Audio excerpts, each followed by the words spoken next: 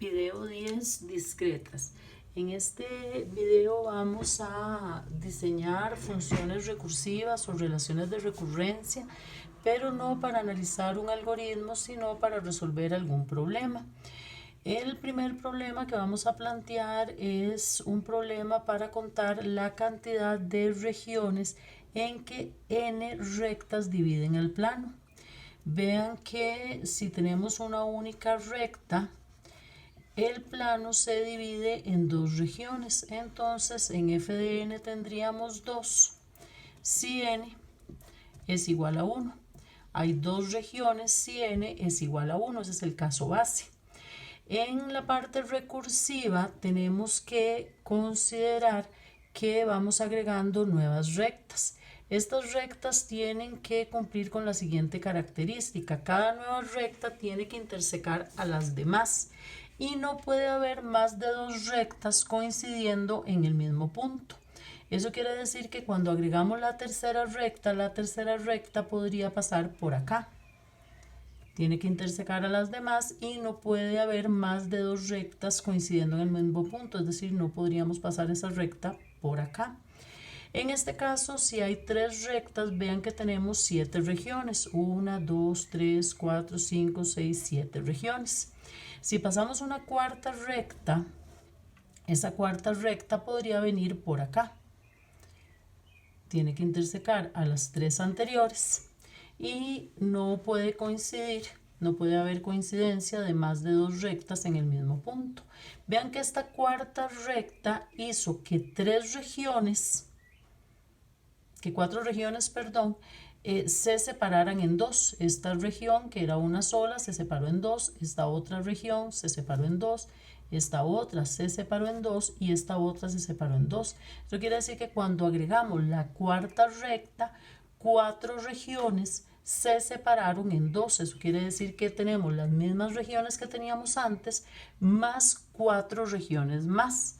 En general, cuando pasemos la enésima recta, n regiones se partirán en dos. Entonces, f de n será igual a n, porque tendríamos n regiones más las regiones que antes teníamos, que eran f de n menos 1. Esta es la cantidad de regiones que hay cuando tenemos n menos 1 rectas. Cuando tenemos n rectas, cuando agregamos la enésima, a las regiones que antes teníamos, le agregamos n regiones más, porque cuando agregamos la enésima recta, n regiones se dividen en 2. Entonces nuestra relación de recurrencia sería esta que tenemos acá. Esto es si n es mayor estricto que 1. ¿Ok? Ahora planteemos otro ejemplo. En este otro problema lo que queremos es contar la cantidad de hileras de tamaño n formadas por ceros y unos, pero que no tienen ceros consecutivos. Entonces es claro que el caso base es f de n es igual a 2 si n es igual a 1.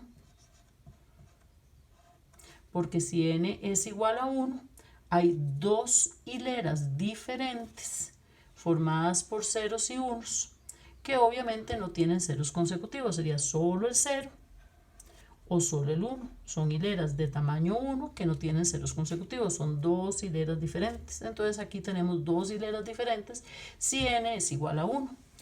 Eso es el caso base. Para la parte recursiva tenemos que sumar las hileras que terminan en 0 más las hileras que terminan en 1.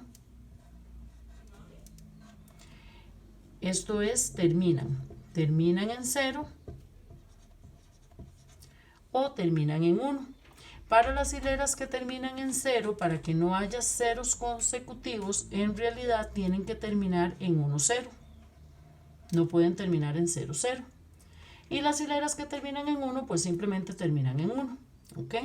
Entonces, cuando sumamos las hileras que terminan en 1, 0, lo que hacemos es sumar todas las hileras de tamaño n-2 a las que les agregamos un 1 y un 0, la hilera o la subhilera 1, 0. Obviamente en ese momento la hilera se hará de tamaño n, antes era de tamaño n-2, le agregamos 2 caracteres y ahora es de tamaño n. Son las hileras que terminan en 0 y no tienen ceros consecutivos porque terminan en 1, 0. Si las hileras de tamaño n-2 no tienen ceros consecutivos y les agregamos un 1, 0, pues seguirán sin ceros consecutivos. Pero luego tenemos que sumar las hileras que terminan en 1. Las hileras que terminan en 1 las formamos tomando las hileras de tamaño n-1 a las que les agregamos simplemente un 1.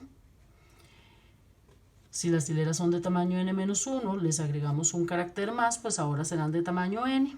No tienen ceros consecutivos, porque si estas no tienen ceros consecutivos, les agregamos un 1, siguen sin tener ceros consecutivos. Y con esto entonces tenemos todas las hileras de tamaño n formadas por ceros y unos que no tienen ceros consecutivos, considerando este razonamiento que hicimos acá. Esto entonces es si la n es mayor estricto que 1. Hay un detalle aquí importante que es el siguiente. Esta es una relación de recurrencia que decimos que es de orden 2. Para encontrar el enésimo término necesitamos hasta el término tras anterior. Cuando tenemos una hilera de orden 2, necesitamos, para poder matemáticamente resolver el problema, necesitamos 2 condiciones de término. Acá, o 2 casos base, como ustedes lo quieran llamar. Aquí podemos poner el otro caso base para que esto matemáticamente se pueda resolver, digamos, usando un método como el método homogéneo y particular, que luego vamos a ver. Para poner el otro caso base lo podemos poner en n igual a 2.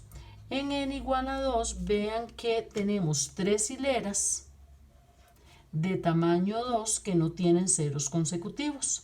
¿Cuáles son esas hileras? La hilera 0, 1, la hilera 1, 0 y la hilera 1, 1. Obviamente la hilera 0, 0 no la contamos porque esa sí tiene ceros consecutivos. Entonces hay 3 hileras, 1, 2 y 3, de tamaño 2 que no tienen ceros consecutivos. Entonces finalmente una relación de recurrencia ya matemáticamente bien definida, que tiene que tener entonces en este caso 2 condiciones de parada, 2 casos base, 2 casos triviales, como lo quieran llamar, es esta que tenemos acá. F de n es igual a 2 si n es igual a 1, f de n es igual a 3 si n es igual a 2 y f de n menos 1 más f de n menos 2 si n es aquí entonces mayor estricto que 2, porque donde nos damos cuenta que nuestra relación de recurrencia es de orden 2, que necesitamos hasta el término tras anterior, necesitamos tener 2 condiciones iniciales. Cuando veamos el método homogéneo y particular, esto nos va a quedar muchísimo más claro. Matemáticamente necesitamos acá 2 condiciones iniciales para poder resolver esta relación de recurrencia.